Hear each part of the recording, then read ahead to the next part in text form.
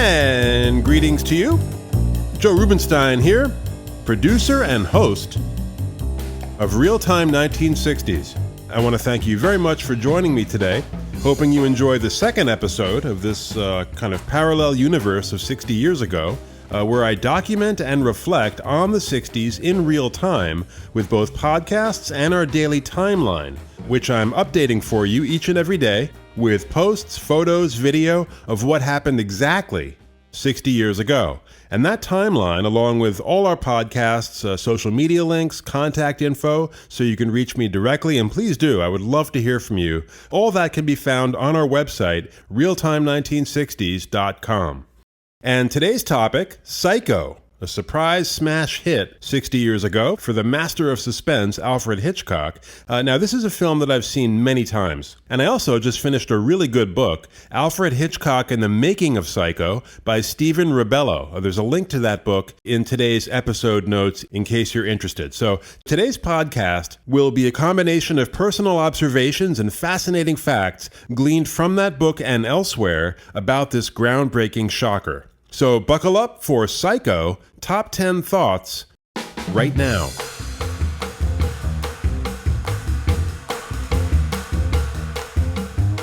When Alfred Hitchcock purchased the rights to a new novel called Psycho in 1959, he was coming off two films, Vertigo in 1958 and North by Northwest in 59, whose receptions displeased him for various reasons, especially Vertigo, which is often said to have been critically panned. It was not. There were some positive reviews, the New York Times, the LA Examiner, but the New Yorker just hated it. I mean, highbrow publications, at least in America at that time, were generally very condescending toward Hitchcock, whereas highbrows in Europe tended to overpraise him, but Variety magazine and the LA Times were lukewarm, so mixed reaction to Vertigo.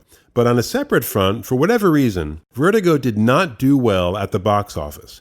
Now, Hitchcock, unfairly I think, blamed Jimmy Stewart's age for this. Stewart was 50 at the time, and Hitchcock would never hire him again. But whatever the reason, tepid audience response was very hurtful to Hitchcock, and not just financially. Vertigo was a very personal project for him. It's unusually sincere, unusually passionate, and certainly one of his very best films. Now, his next film, North by Northwest, was a crowd pleaser by design that critics loved, as did audiences, but Hitchcock felt, and this may have been justified, that MGM did not market North by Northwest properly, that they sold it short in favor of the massive epic Ben-Hur, which you can kind of understand. I mean, MGM had sunk over $15 million into Ben-Hur. That was a small fortune then. And the studio was in serious financial trouble. So they needed big numbers, which they certainly got. But years later, Hitchcock told an interviewer that he was told by MGM back in 1959 to expect few, if any, Oscar nominations for North by Northwest because the studio was going all in pushing Ben-Hur. And here, too, they were successful. Ben-Hur won 11 Academy Awards. That's a record that still remains, actually. It was tied by Titanic and I think the last Lord of the Rings movie. So Ben-Hur totally cleaned up. And North by Northwest, which if you haven't seen it, it's probably Hitchcock's most purely entertaining film, did not. I mean, 3 nominations, screenplay, art direction, and editing, but 0 wins, which was an old story for Hitchcock, who, like Stanley Kubrick, would never receive a Best Director Oscar in his life. Rebecca, back in 1940, had won Best Picture, but that award goes to the producer, not the director. So on the heels of Hitchcock's disappointment with Vertigo's reception, this total whiff at the Oscars also left a bad taste in his mouth. And so that sets the stage for the first of my top 10 thoughts on Psycho, which is Alfred Hitchcock, who by 1960 had directed dozens of thrillers, but never a film that could be placed squarely in the horror category, he had a number of different motivations for choosing to film Psycho. First of all, he was wild about the idea of killing off Janet Leigh a third of the way into the film. Nothing pleased him more than playing with and then upending audience expectations. If you look at his interview with Dick Cavett from 1972, it's on YouTube, it's clear how much he enjoyed being a master manipulator. So the shock of that shower murder, which to fully appreciate, I think you have to have seen it back in 1960 in the theater without knowing what was coming. I mean, if there's one film from before my time that I'd most like to see with the original audience, this is definitely it. But another major motivation for Hitchcock, besides killing off Janet Leigh so early, was to make a different kind of killing at the box office. And there, he certainly succeeded. He blew everyone's expectations, including his own, sky high. North by Northwest made a good profit, pulling in $9.8 million. But Psycho just shredded box office records all over the world and remains the most profitable black and white film ever made. By the end of its run, grossing $50 million domestically, and then just massive numbers in South America, in Europe, especially England, where despite getting universally destroyed by British critics, it was, if anything, more popular there than it was here. Now, certainly the controversy surrounding the film's violence as well as its sexual frankness, at least by contemporary standards, this helped, as did the brilliant marketing job, to a large extent masterminded by Hitchcock himself, but also to an extent based on the marketing of a French film, a psychological thriller released in 1955. We'll get to that. But in 1960, only Ben-Hur made more money than Psycho in America. But the cost of Psycho, just over $800,000, was obviously minuscule by comparison. I mean, Charlton Heston alone was paid $250,000 to do Ben-Hur. Tony Perkins, on the other hand, was paid $40,000 to play Norman Bates. I mean, Janet Leigh, $20,000. Now, obviously, those two parts were much less involved than what Heston had to do in that almost 4-hour movie. I mean, Janet Leigh was only on set for 3 weeks. Heston was in Italy shooting that film for months. But considering the quality of performance that Hitchcock got from those two, especially Perkins, that's a steal. But Hitchcock, who came from a pretty poor or at least working-class background in East London. He was the son of a grocer, and they lived in this one-room flat over the store. He always had his eye on the bottom line, and Psycho just set him up for life. In 1962, he would swap the rights to both the film and his TV series for 150,000 shares of MCA stock. Now, MCA, which no longer exists, was originally a talent agency, but by 1962 was this Goliath media conglomerate, so Hitchcock became the third largest shareholder and an instant multimillionaire, which again, in the 1960s, that meant you were set for life. But there was still one more motivation for Hitchcock, who, despite that kind of placid exterior, was a very competitive man. And by 1959, there had been quite a bit of recent history of prominent A-list directors taking on B-movie material and having both commercial and critical success. Howard Hawks, another great director who never won an Oscar, produced The Thing from Another World in 1951, sci-fi classic that was remade by John Carpenter 30 years later. So that was a hit. Charles Laughton, great British actor, directed a film called The Night of the Hunter in 1955, starring Robert Mitchum as a minister turned serial killer. That was a big critical success. And finally, Mervyn LeRoy, who, like Hitchcock, had a long list of credits dating back into the 1920s, including I Am a Fugitive from a Chain Gang from 1932, which, if you're interested in 20th century American history, that's not only a compelling film, it's a remarkable social document of the Great Depression. But more recently, in 1956, Mervyn LeRoy had directed The Bad Seed, about a psychopathic child, another hit. So Hitchcock said, well, if these guys can do it, why can't I? And to keep costs down, I'll just shoot it in black and white. I'll shoot it on set, no locations, which are much more expensive. The only location in Psycho is the scene at California Charlie's, the used car dealer, which was filmed at an actual used car lot in North Hollywood. But when Hitchcock in 1959 heard about this nasty little book called Psycho, he devoured it in one sitting and then bought not only the rights, but as many copies of the physical book as he possibly could to prevent the press and future audiences from knowing some of the plot twists of the story. So these were the primary motivations for Hitchcock: shocking the audience, making tons of money, and beating out his contemporaries at this brand new game of taking essentially B-movie material and making it into a first-class film. Okay, the second of my top 10 thoughts on Psycho. Now, I mentioned a French thriller released in 1955 that influenced Hitchcock. The name of that film is Les Diaboliques, usually translated as The Fiends, directed by Henri-Georges Clouzot.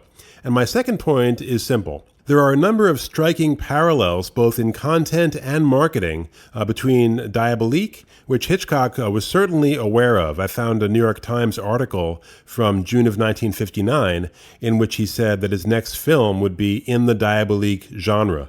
And back in 55, he'd actually tried and failed to purchase the rights to the novel on which it was based. But among the parallels between Diabolique and Psycho, and this isn't a criticism, by the way, Hitchcock certainly did not recreate Diabolique in whole cloth. If you look at them side by side, there are critical differences along with the parallels. So there's no question of plagiarism by Hitchcock. First of all, I mean, Psycho is not his screenplay. He didn't write screenplays, and it's based on a totally different book from Diabolique, which I tried to read, the book Psycho, and could not get through it. It's just so badly written. But I did get far enough to learn that the shower scene in the book is actually more violent than the film. In the book, the Janet Leigh character is beheaded in the shower. But even the book doesn't hold a candle to the man that it was based on, this total sicko named Ed Gein, whose activities I will not recount. Suffice to say, the cops in Wisconsin who discovered his handiwork in November of 1957 were completely traumatized by what they found.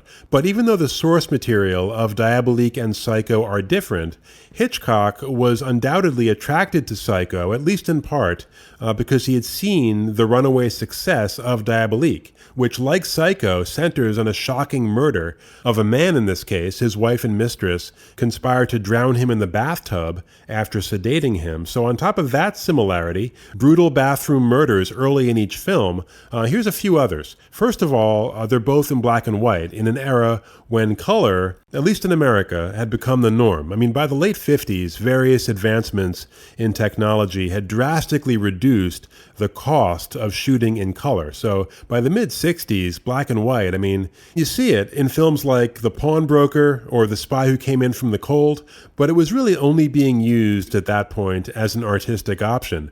And in 1960, Hitchcock hadn't made a black and white picture in 7 years. His last before Psycho was I Confess, back in 53. So each film has a bathroom murder, each in black and white, and also both have twist endings. And it's funny, you don't think of Psycho as having a twist ending because today everyone knows Norman Bates is the murderer. I mean, that name has become practically synonymous with psycho killer. But again, audiences in 1960 watching this film for the first time did not know that he was the murderer until the end. They thought that Norman was the weak victim and reluctant accomplice of his murderous mother. Also, each film features a kind of hard-boiled, everyman type private detective who investigates the murders. In Diabolique, it's Inspector Fichet. In Psycho, it's Arbogast, played well by Martin Balsam. Actually, the scene where Martin Balsam grills in Unraveling Anthony Perkins and catches him fibbing is one of the best acted scenes, I think, in all of Hitchcock. But another parallel, the killers in both films conceal their respective victims in bodies of water. The French corpse in a nasty-smelling swimming pool, and Norman, of course, stows his body in a swamp. Also, in Diabolique, there's an extended close-up of the bathtub drain post-murder, same kind of shot in Psycho. But also just in terms of tone, you know, both films have characters leading lives of quiet desperation, you know, money worries, deadening jobs they dislike. I mean, no one's exactly happy in Psycho. I mean, Marion and Sam are both frustrated by Sam's crushing alimony debt. Marion's office mate, played by Hitchcock's daughter, it's a comic role, but still, she takes tranquilizers. Norman's Norman, but beyond plot and tone are the marketing campaigns. And with Hitchcock, and this was true of Stanley Kubrick as well, the marketing campaigns were almost as much a part of the creative process as the films. So with Diabolique, the ads in France discouraged moviegoers from seeing the picture except from the beginning. And titles at the end of the film read, "Don't be diabolical yourself. Don't spoil the ending for your friends by telling them what you've just seen." On their behalf, thank you. So Hitchcock was very impressed by this and essentially put together a more extreme version of the same campaign. Every ad for Psycho stressed that no one would be admitted to the theater after the start.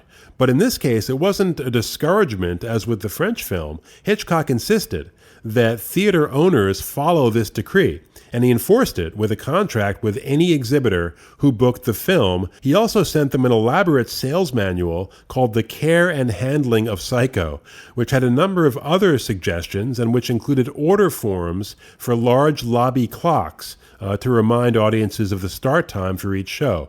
They were also sent 5-foot-high cardboard standees of Hitchcock's likeness to be used with various recorded messages that were also sent, addressed to both incoming and outgoing audiences, reminding the former of the no late admission policy, and the latter not to reveal the ending, all of which built tremendous word of mouth. He even instructed theaters how to show the film. He told them to close the house curtains over the screen after the end titles and keep the theater dark for 30 seconds so the film would be, quote, indelibly engraved in the mind of the audience, at which point the house lights were to be brought up in a greenish hue and spotlights shined across the faces of the departing guests. I don't know if they followed that decree, but these are some of the parallels between both the content and the marketing campaigns of Psycho and Diabolique. And, anytime you can turn a film into a special event, make people feel like they're in for not just a film, but a life experience, and then you can deliver on that promise. I mean, that right there is a recipe for a blockbuster. When I was a kid, that movie/life experience was Jaws. It doesn't happen often, but if you can pull that off, it reaps huge rewards, especially if, like Hitchcock, you can put it together for essentially nickels and dimes. Okay, next up in my top 10 thoughts on Psycho, number 3, Hitchcock really did his homework when preparing this film, especially by the standards of a low-budget shocker. And again, that's no surprise. I mean, one of his goals, as I said, was to bring the skill set of a major director with decades of experience. Psycho was his 53rd director credit, and part of any director's, really any artist's skill set, is attention to detail. So just a few examples. In preparation for the scene in which Janet Leigh trades in her car,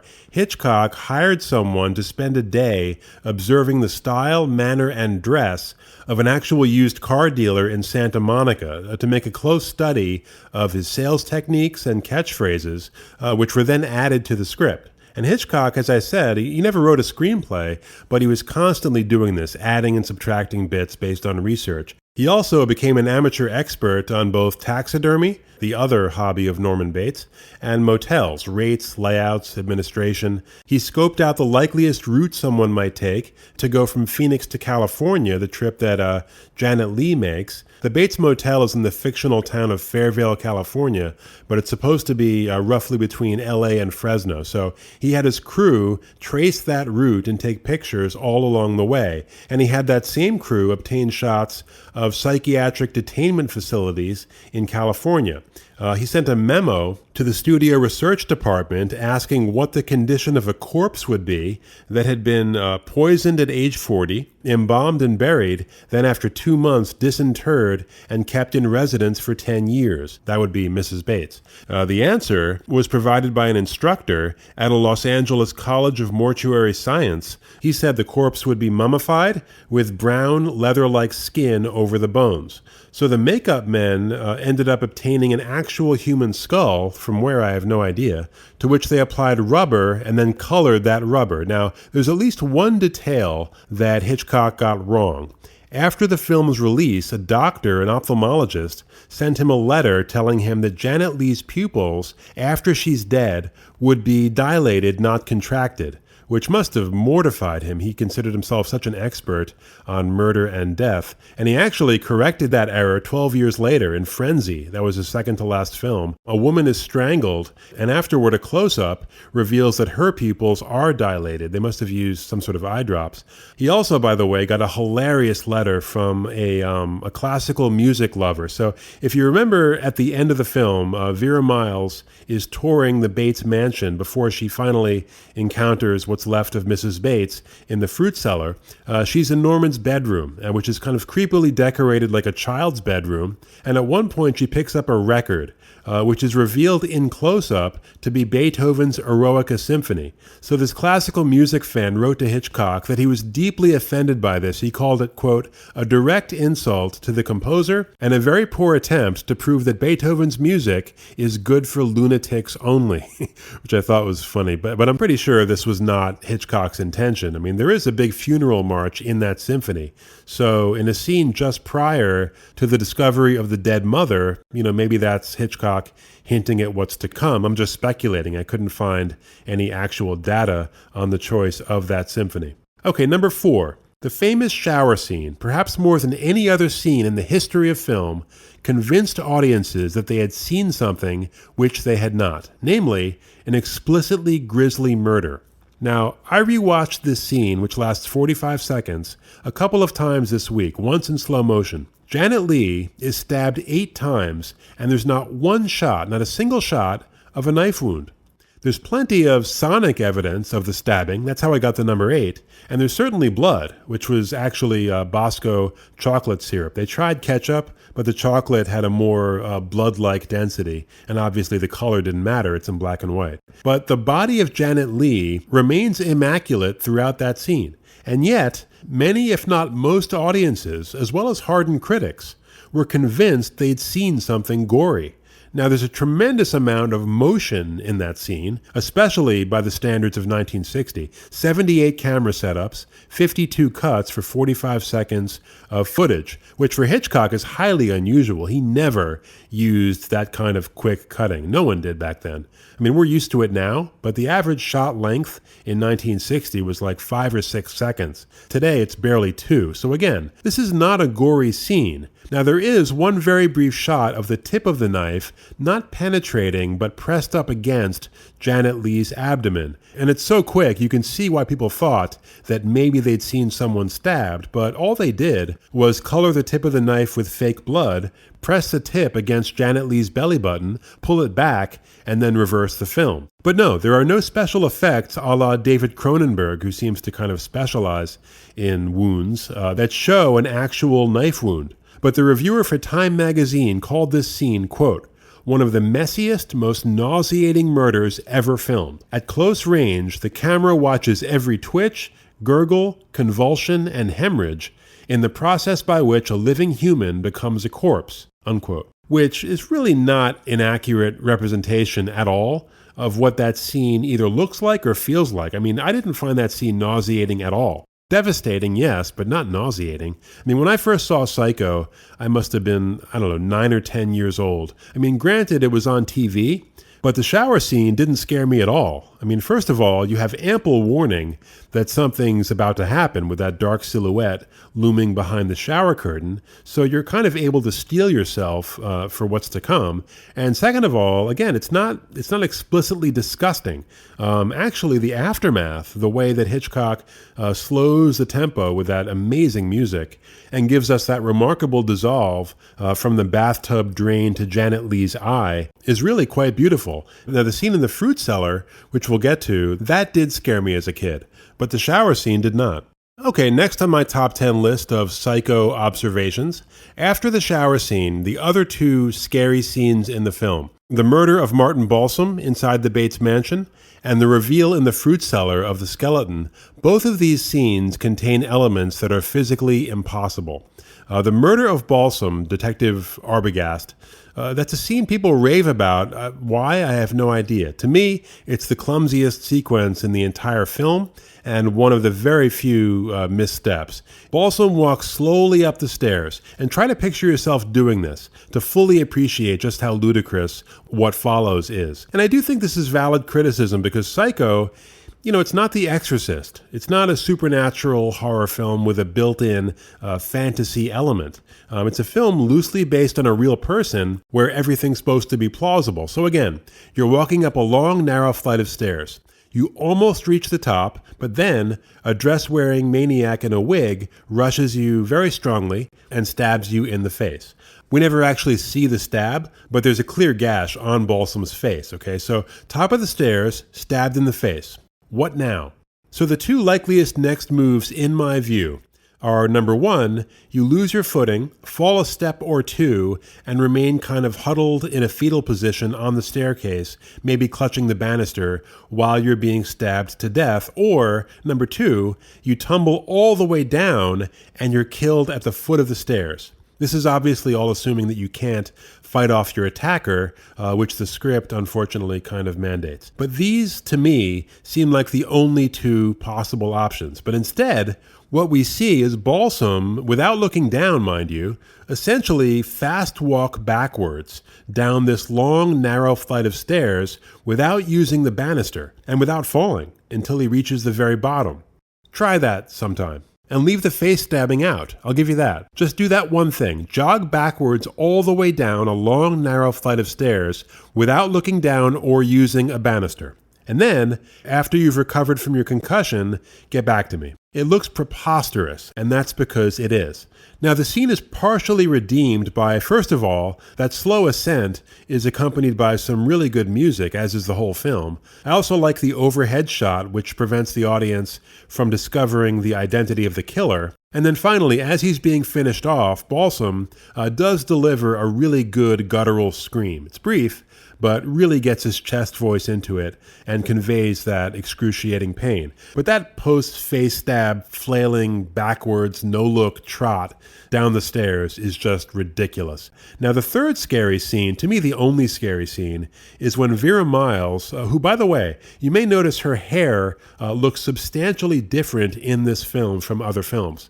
That's because it's not hers. Vera Miles wore a wig on Psycho because she'd recently shaved her head for her previous film, 5 Branded Women, where she played a Yugoslav during World War II who is falsely accused of consorting with a Nazi, for which she has her head shaved. You can actually fake that. You can fake a shaved head. I mean, Robert De Niro did it in Taxi Driver, but I guess they wanted to go the extra mile. Anyway, Vera Miles discovers Mrs. Bates initially facing away from her and the viewer, seated in a 4-legged chair. Now here's the impossibility. Miles approaches and briefly touches the corpse's right shoulder. It's a light touch lasting no more than 1 second. At which point the corpse slowly spins around with the aid of exactly no one. So even if it was a revolving chair, this would be impossible, obviously. Chairs do not spin by themselves. So this is even more implausible than the Balsam thing, which, I mean, look, maybe if you scoured the ends of the earth, you made a lifetime project of finding some freakishly talented Olympic-level athlete with just an unbelievable sense of balance who could run backwards down the stairs after being stabbed in the face, you could find someone. It's unlikely, but I guess stranger things have happened, although very few. Now, I will say that unlike the Balsam thing, this fruit cellar sequence is very effective from a visual standpoint. I mean, that slow revolution, impossible as it is, nicely draws out the tension, but simply put, I mean, corpses on 4-legged chairs don't spin around without any help. They don't spin at all. Now, there's one final minor goof I've never heard anyone mention, which I also believe to be physically impossible. In the shower scene, if you remember, Janet Leigh, seated in the shower after being stabbed 8 times and with the life rapidly draining out of her, somehow finds the strength to reach out and get a firm grip on the shower curtain, which we then see in close-up tear entirely loose from the rod.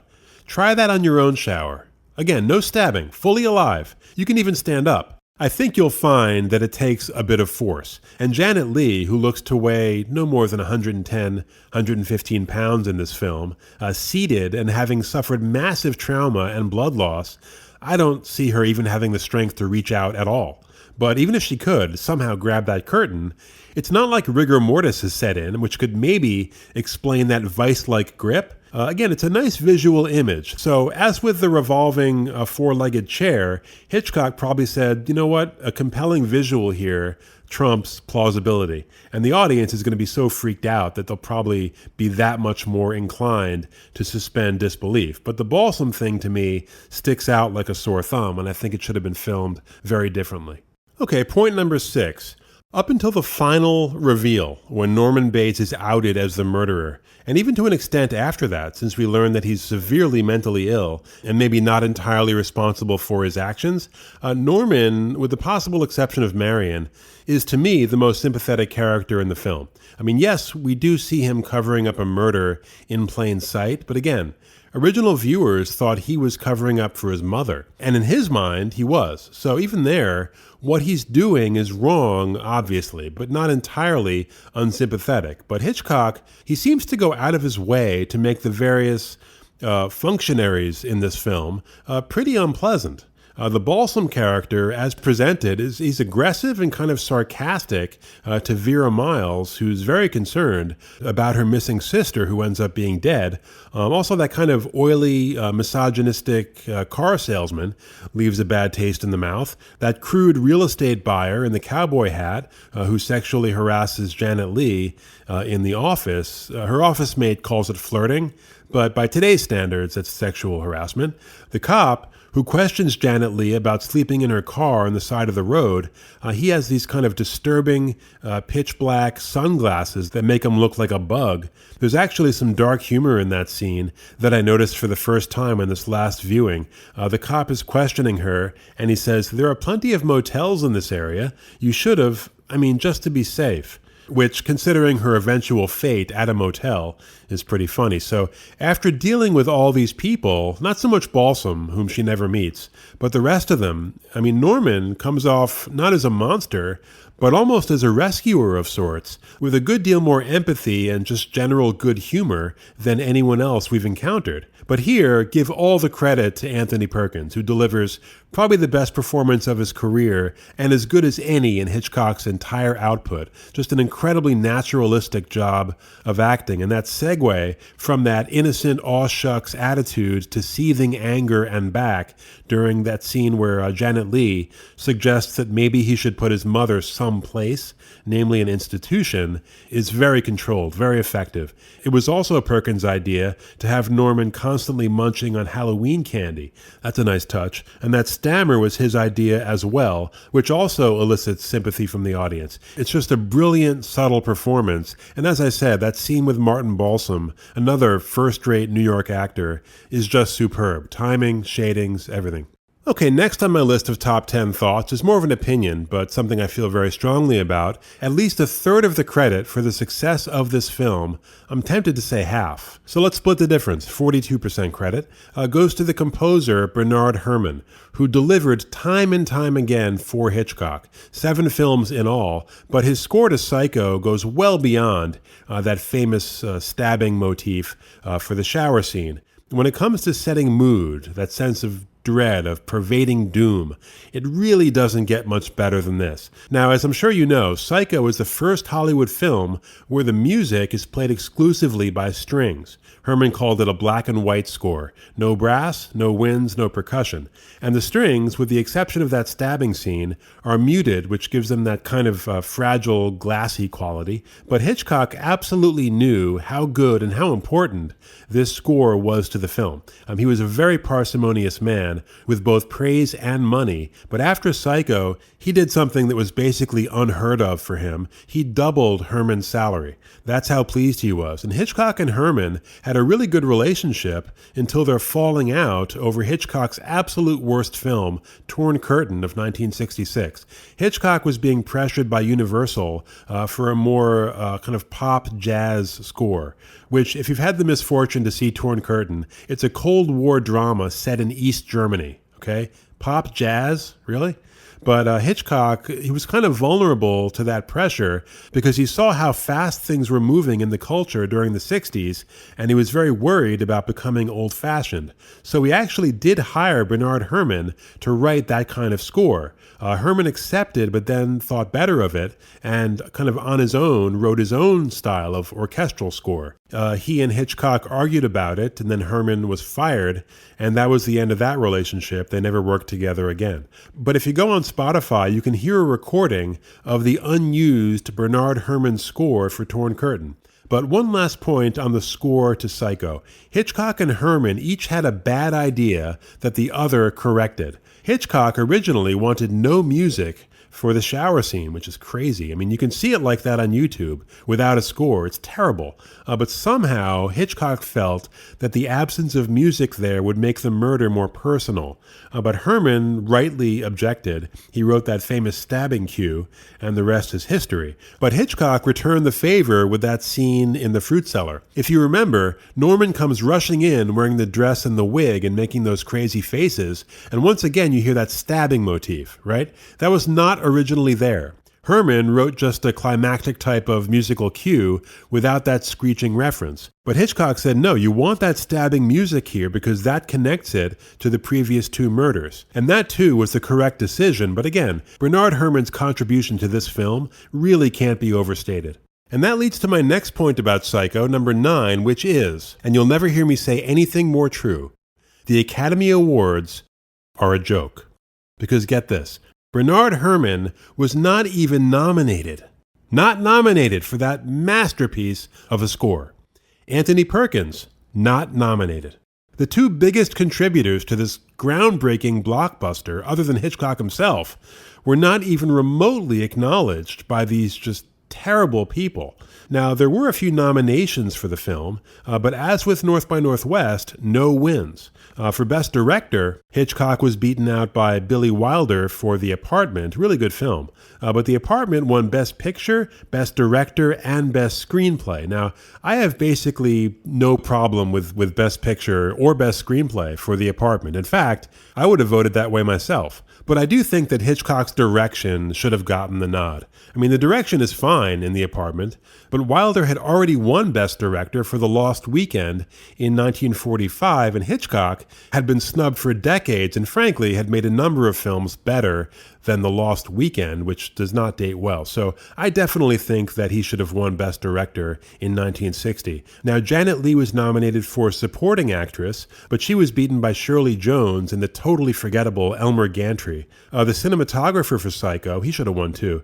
John L. Russell lost to Sons and Lovers. Again, totally forgettable. And like Elmer Gantry, based on a famous novel, so had that kind of highbrow pretensions that the Academy loves. But the two biggest crimes, far worse than anything Norman Bates ever did, are the lack of even the slightest acknowledgement of Anthony Perkins and Bernard Herrmann's work on Psycho. I really can't heap enough scorn on the Academy. Just idiots, imbeciles, cretins, morons, dumb to dumb, dumb, dumb.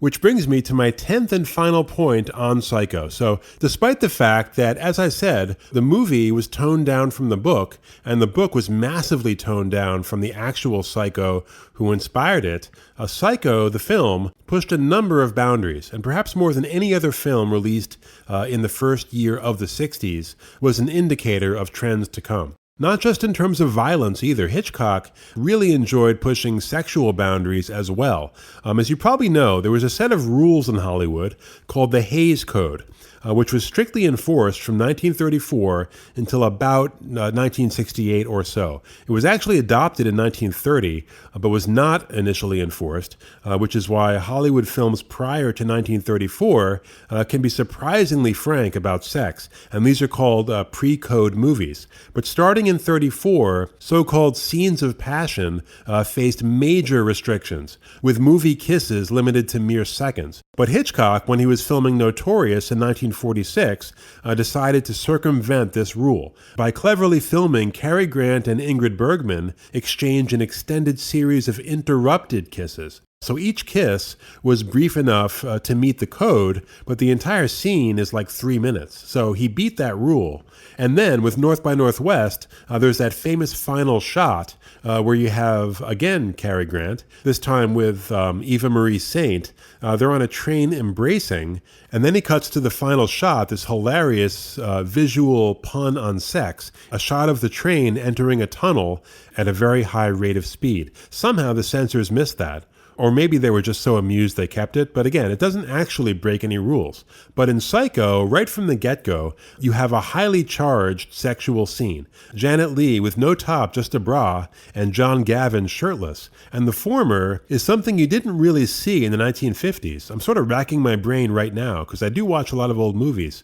And honestly, I can't think of a single American film prior to Psycho in which a woman is wearing just a bra.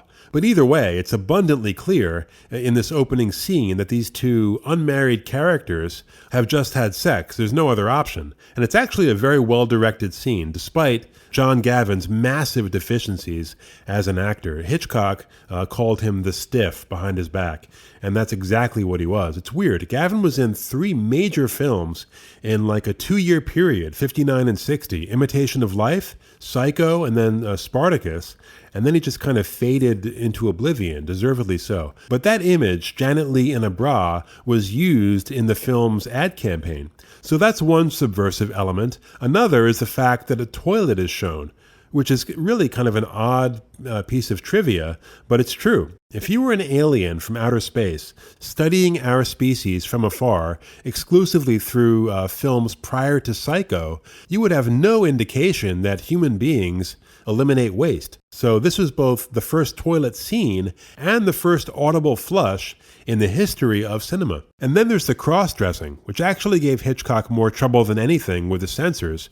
Not so much Perkins in a dress, but they demanded that the word transvestite be cut. If you remember, there's a lengthy final scene where a psychiatrist, played by another very good New York actor, Simon Oakland, who would appear in West Side Story the following year. Actually, in the original script for Psycho, the psychiatrist was female, which would have been interesting. The screenwriter, Joseph Stefano, wrote it that way because he was in therapy himself at the time, and his shrink was a woman, but Hitchcock wanted a man in that role. But the shrink explains this split in Norman's psyche. And Hitchcock, by the way, did not like scenes like this, which is kind of funny because a number of his films, from Spellbound, which he described accurately, I think, as just another manhunt wrapped up in pseudo-psychoanalysis, to Vertigo, to Psycho, to Marnie. I mean, his films are kind of littered with these scenes of bogus psychiatry. But with Psycho, Hitchcock expressed concern to Stefano that the final scene with the shrink would be a hat grabber. That's what he called it,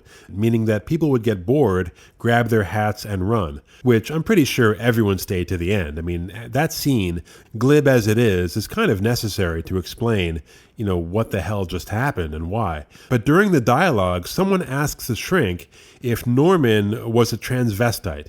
And the production code people thought transvestite was synonymous with homosexual, which it's not. But overt homosexuality, which you do see in pre-code films, was something else that did not exist, apparently, between 1934 and 1968. I think Midnight Cowboy from 1969 may have been the first mainstream film with overtly gay characters. But anyway, once it was clarified to these code people that transvestite and homosexual were not synonymous, the word stayed.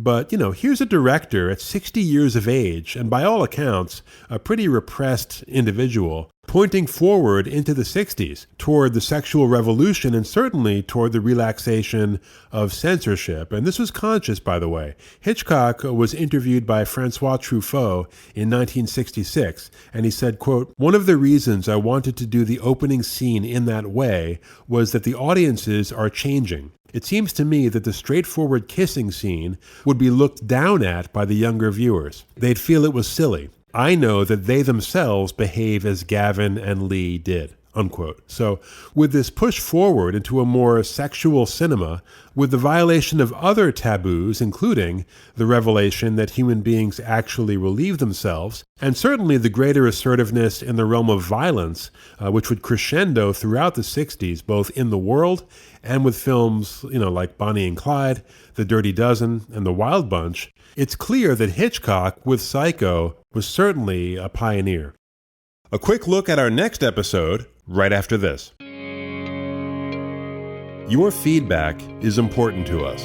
On Twitter, @Realtime1960s, on our Facebook page, or you can email the program, realtime1960s@gmail.com. Really, however you'd like to engage with us, we love engaging with you. And if you'd like to join our family and help us continue to bring you great content, please go to patreon.com/realtime1960s and subscribe. Coming up on episode 3 of Real Time 1960s, we enter the Twilight Zone. Probably my favorite TV show of the 60s, along with The Fugitive. But 1960 was a tremendous year for Rod Serling and The Twilight Zone in terms of just consistent quality. And after reviewing all 35 episodes released that year, I will explain to you why 3 of them are just a cut above the rest. So that's going to be a lot of fun. Don't forget to visit us at realtime1960s.com for our timeline, each and every podcast, links to social media, how to reach us directly, everything you need to know about this portal into the past that we are creating. Thanks so much for joining us. Take care, and I'll see you soon.